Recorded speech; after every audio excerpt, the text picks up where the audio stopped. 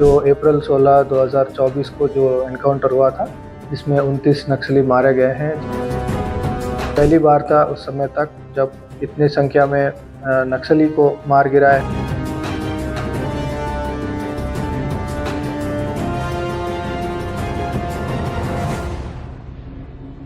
निश्चित रूप से ये छत्तीसगढ़ पुलिस के लिए और कांकेर जिला पुलिस के लिए बहुत बड़ी उपलब्धि है। जो अप्रैल 16, 2024 को जो एनकाउंटर हुआ था, जिसमें 29 नक्सली मारे गए हैं, जिनके ऊपर करीब-करीब 1 करोड़ 80 लाख का इनाम घोषित था। उस समय तक ये सबसे बड़ा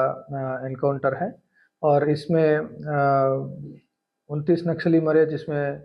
बहुत बड़े-बड़े नक्सली भी शामिल थे। इस कारण कांकेर जिले में नक्सल गतिविधियों पर बहुत कंट्रोल आया है और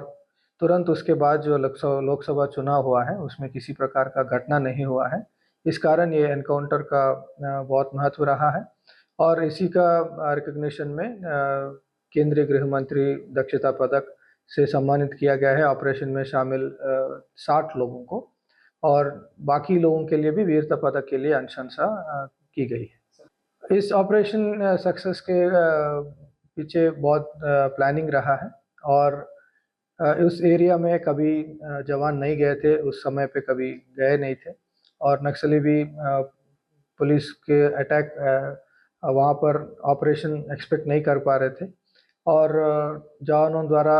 बहुत ही अदम्य साहस का एग्जाम्पल प्रदर्शित करते हुए वहाँ आगे गए हैं, जबकि चारों तरफ से बहुत फायरिंग हुआ और शुरुआत में ही 3 पुलिस इसमें घायल हो गए थे, जिसमें एक बीएसएफ का इंस्पेक्टर है और 2 डीआरजी के कांस्टेबल थे। उसके बाद भी जवानों ने बहुत अपने जान जोखिम में डालकर लड़े हैं और उनकी फायरिंग को सामना करते हुए आगे बढ़े हैं और इसी कारण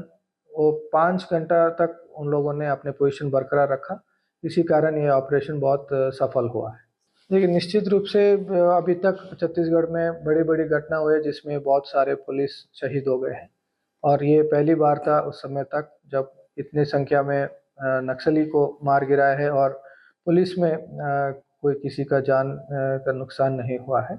और निश्चित इस तरह के ऑपरेशन से बहुत मनोबल बढ़ता है और इससे भी ज़्यादा प्रभाव जो लोग अभी भी नक्सल संगठन में हैं, उनके सरेंडर से पड़ता है। जैसे कि आप भी जानते हैं कांकेर में भी और नारायणपुर में भी इस घटना के बाद कई लोग सरेंडर किए हैं और भी बहुत लोग अभी आने वाले दिनों में सरेंडर करने वाले हैं। इसके कारण